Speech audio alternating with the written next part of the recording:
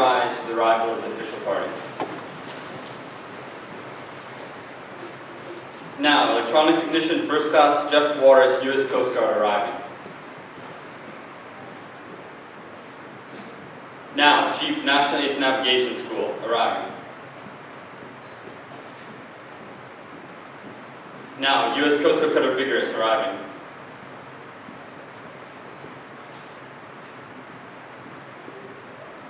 Ladies and gentlemen, please remain standing for the national anthem. Color Guard, present colors.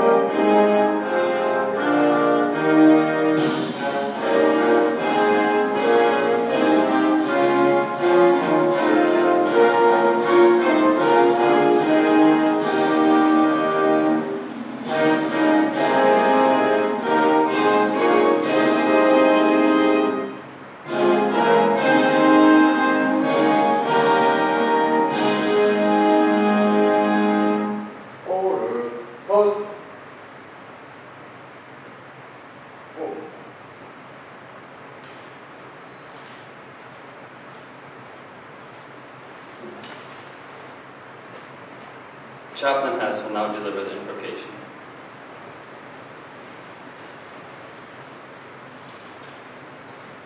Let's pray. God, today we give thanks for ET1, Juarez, and his family. We are gathered together in this time-honored tradition to commemorate his 20 years of faithful service to the Coast Guard. As shipmates, we are thankful for his friendship and his honorable service and tenacious commitment. We are also deeply grateful for his family and the many, many sacrifices they have made over the years. As we mark this moment and begin the celebration, may you fill this space now with fond memories, hearty laughter, pride, and joy. Amen. Thank you, Chaplain Hess. Ladies and gentlemen, please be seated.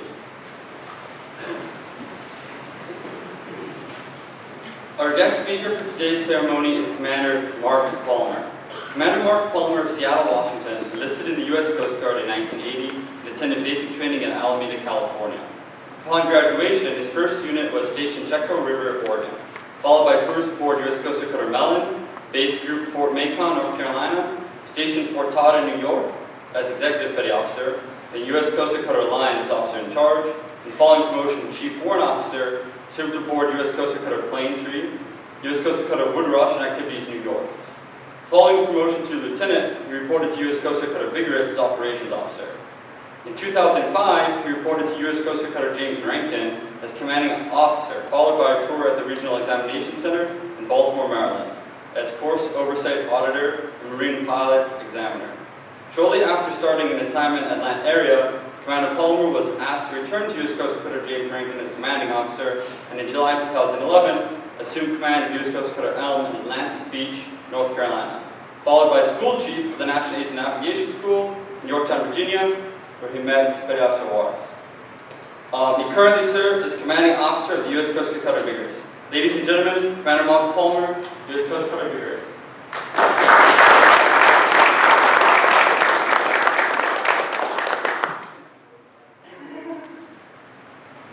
Hey, boy, it's great to be back in Yorktown, and especially for this great event.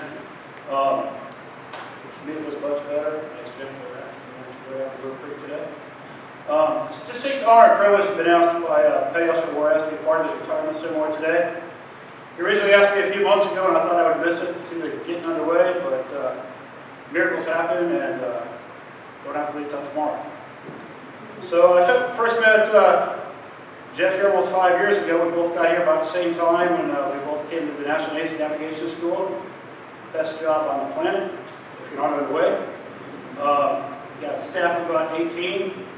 It's great. You know, your junior person is an E6, you know, nothing to worry about. It's a great job. And so we put on 13 different courses to the entire Coast Guard. And you know, those shipmates throughout the country come to these courses, or we get out to them, and it enables them to carry out the aviation navigation mission effectively, but most important, safely. Payosser Juarez, by now, has probably had thousands of students, and basically taught or helped out in all the courses we did. Additionally, he was a key instructor for the command cadre courses, which is focused on preparing unit leaders up to the 05 level, or commander level, as they lead ATON ships throughout the country. I do give him a lot of credit. Besides being a great instructor, part of the job involves updating courses and equipment. Shortly after I got here, we decided to modernize the command cadre courses, which no one knew would take 3 to 4 years to complete classes a week long. But we had lots of challenges, and to most people it would be extremely frustrating, but Jeff and the staff were great at it. They did some top-notch research, found ways what needed to be done with minimal guidance and the budgetary restraints. While at time Payosser Juarez always enjoyed the challenges of unscheduled events.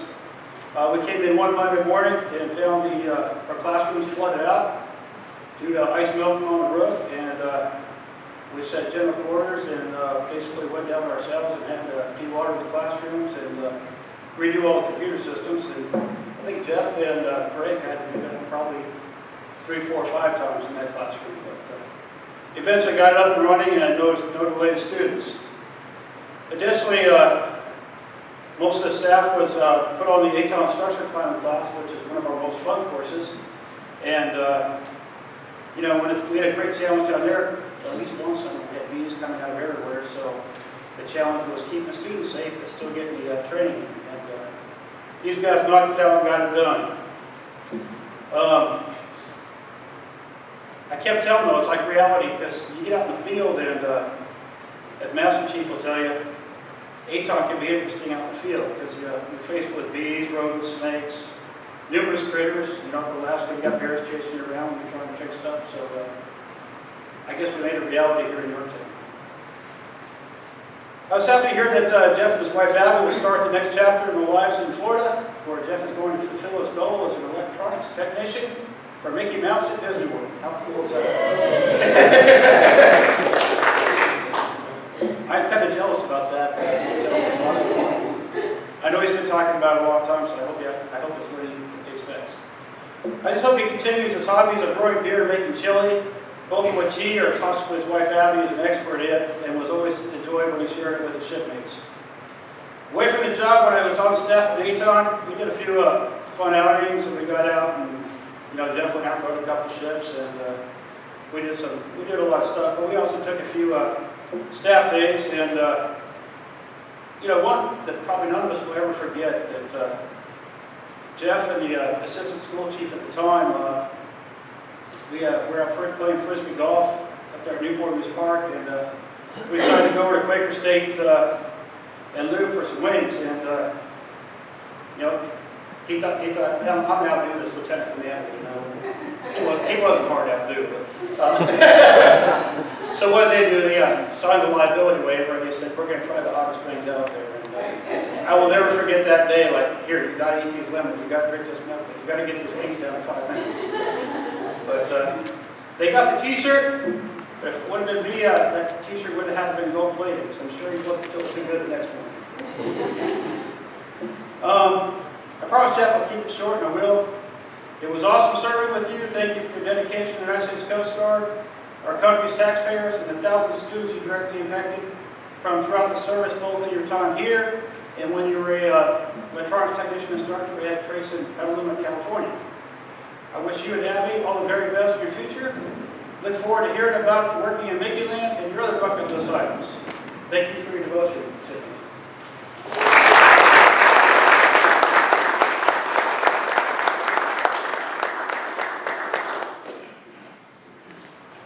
Thanks, Commander Palmer. Now, Lieutenant Commander Gordon Hood, National Ace Navigation School Chief, will deliver his remarks in the formal award recognition. Thanks. Good morning, ladies and gentlemen. To our guests, the family of Petty Officer Juarez, friends of the Coast Guard, staff of the Training Center, and the crew at NATOD, on behalf of the commanding officer, it is indeed a pleasure to have you gathered for such an important occasion. Today, Petty Officer Juarez marks the end of his honorable service to the country in the United States Coast Guard. To help us commemorate this event, it is fitting that we have family, friends, and shipmates who have shared a part of his journey. The transfer of a service member to the retirement role is the final permanent change of station for each person who elects to make the military a career. Today's ceremony also affords me the opportunity to formally recognize Petty Officer Juarez on behalf of the United States Coast Guard for a career that has spanned 2 decades to support and defend the Constitution of the United States. Personally, Jeff, I wish you and your family the best in all your future adventures and endeavors. I'm particularly grateful to you for the years of contributions made to the U.S. Ace Navigation Program and community through your dedicated efforts, particularly here at NATOD. You leave a legacy and will not be forgotten around here. Please stand and join me for formal award recognition.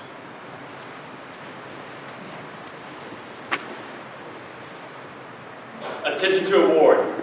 Petty Officer First Class Juarez is cited for outstanding achievement while serving as an instructor for the National Ace Navigation School at Training Center, Yorktown, Virginia, from July 2014 to January 2019, culminating 20 years of service to the nation. Promoting navigation safety of the $4.6 trillion marine transportation system, he personally trained more than 2,500 students, including 400 prospective command cadre in proper administration and positioning procedures for USH navigation. Displaying superior technical acumen, he was often sought after for assistance from over 80 field units, solving challenging issues that had direct operational impact on Coast Guard assets, and maintained the standard of navigation for the traffic of thousands of commercial and recreational vessels in the country. He collaborated with the Command, Control, and Communications Center to develop, field test, and implement procedures for the new Global Positioning Receiver and Portable Positioning Kit used fleet-wide. Finally, he exhibited exceptional leadership during the revision of 3 resident course curricula, including the merger of 2 comparable classes and the corresponding development of the first ever ATON Positioning Command Cadre Tactics, Techniques, and Procedure publications to serve as a daily guide for over 3,000 ATON professionals. Petty Officer Juarez's dedication, judgment, and devotion to duty are most heartily commended and are in keeping with the highest traditions of the United States Coast Guard. For the Commandant, signed J.N. Reif, Captain, U.S. Coast Guard. You may be seated.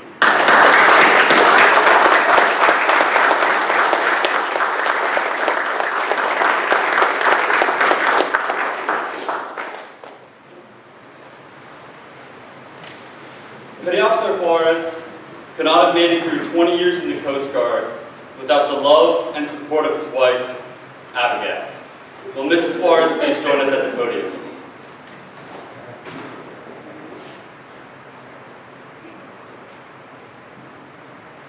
I will now read a certificate of appreciation from the Commandant. To all who shall see these presents, greetings. This is to certify that Abigail Anita Juarez has earned grateful appreciation for her unselfish, faithful, and devoted service during her husband's Coast Guard career. Her unfailing support and understanding helped to make possible her husband's lasting contribution to the nation. Given this 19th day of January, 2019, signed Carl Schultz, Commandant, U.S. Coast Guard.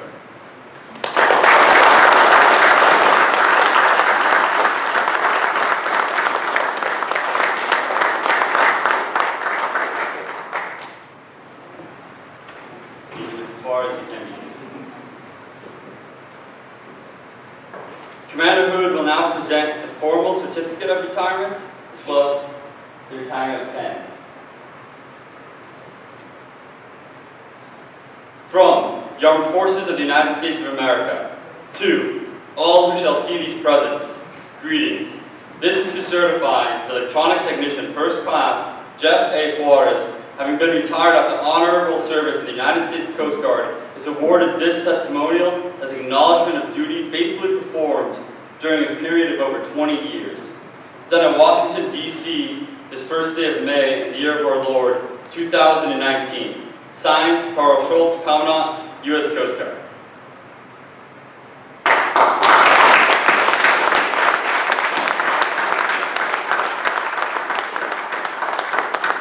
Commander Hood will now present the retirement pen.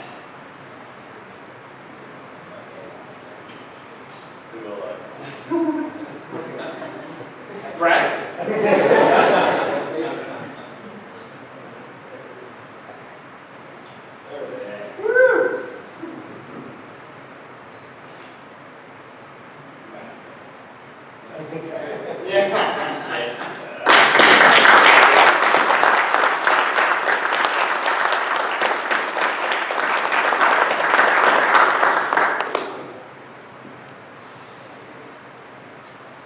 Now, Petty Officer Juarez, U.S. Coast Guard retired, will give his remarks.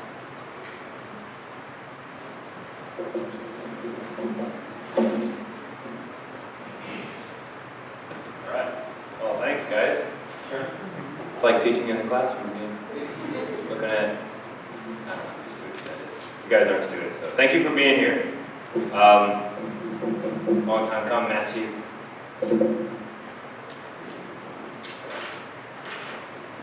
It's hard. You got it. You did it. All right. Well, I wrote this speech Saturday. We had rain. Anyway, and I wrote it as off the top of my head, and I said, I'm just gonna write this, get it done, get it over with. And as I thought about it, I said, this is probably what I want to do, and I wanted to practice it, but I never did. And I didn't, and it was kind of on purpose because I wanted to make sure that what I said was still raw and organic. Okay. So anyway, so first off, thank you for seeing, Zeke for helping out, Commander. Thank you.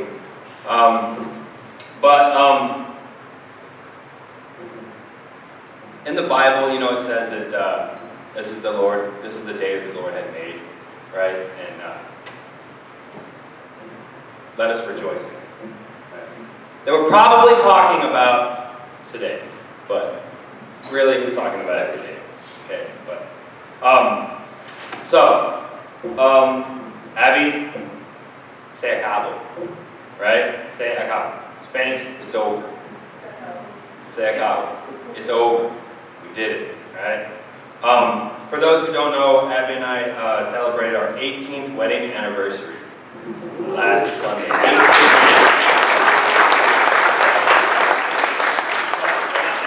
I joked about it. We were laughing, but I joked about it. I told her, you know, our relationship now is an adult.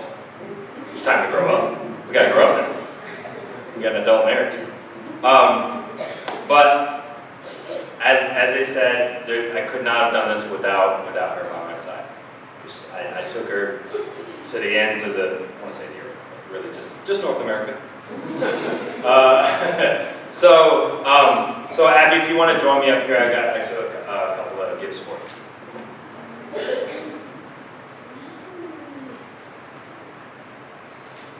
Okay, so what I've done, one is the old traditional flowers.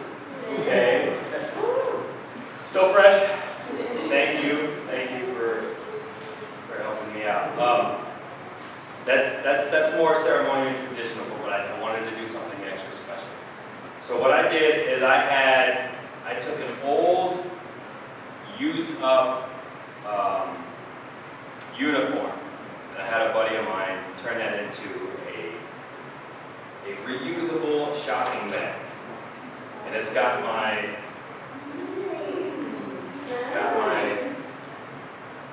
name, and rank, and all that stuff on it. So she can always use it when she's at Walmart or Aldi's or whatever. You know, whatever. Just no crafts don't go in there. She has this craft thing. Okay, so thank you.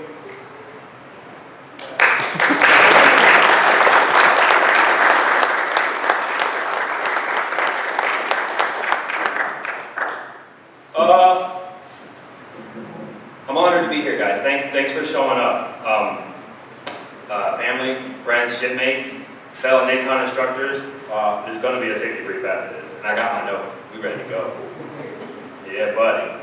But somebody asked me the other day, and in fact, it was where's he at? He is right there. Courier. He asked me the other day. He asked me if I was nervous, and that in that moment, all I could think was all the years of public speaking and instructing, and I truly didn't feel any nerves, really, when he asked me that. Then, now? Okay, you know? But I was going to fill this speech with a bunch of sea stories and with some thoughts that I decided to share. Just one. There's only one I think I needed, okay? Back in June of '99, when I finished basic training, Cape May, New Jersey, I was on the wait list for ETA school. And I worked at Trace and Cape May Housing Staff. I cleaned houses that the residents left behind. They're supposed to clean up after themselves, but they don't always.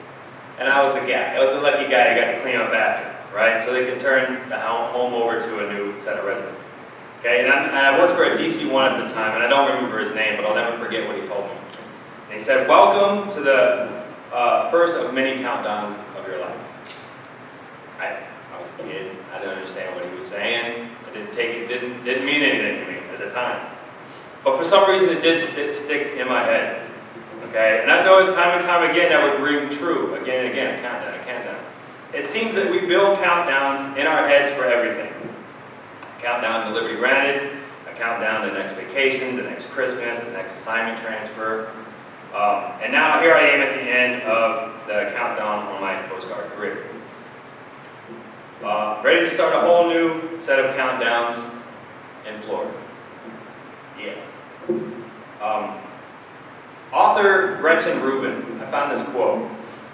She said that the days are long and then the years are short. I thought that was kind of neat. And after 20 years, I look back at it and I can say that certainly rings true. We labor long days, but often wonder where the years went and why they seem so short. These past 20 years certainly seem short looking back at them. Last spring, a friend back home asked me the question that most military members usually get: what do you think you'd be doing right now if you didn't join? And I thought about that a lot recently, and I wanted to share this poem about that decision and how it pertains to regrets, because that's really what he was talking about. Did I have any regrets? So, I have this poem here. I don't have regret for the things I did, the stupid decisions I made as a kid. Not always the smartest, not always the plan, but still, as I made them, they made me a man. Perhaps if I'd waited, it might have been fine, or faded for futures all finer than mine. It might have brought all that I'd wanted about, but what if it didn't? I'd never find out. Perhaps I could have better sheltered myself, because life isn't meant to be lived on a shelf.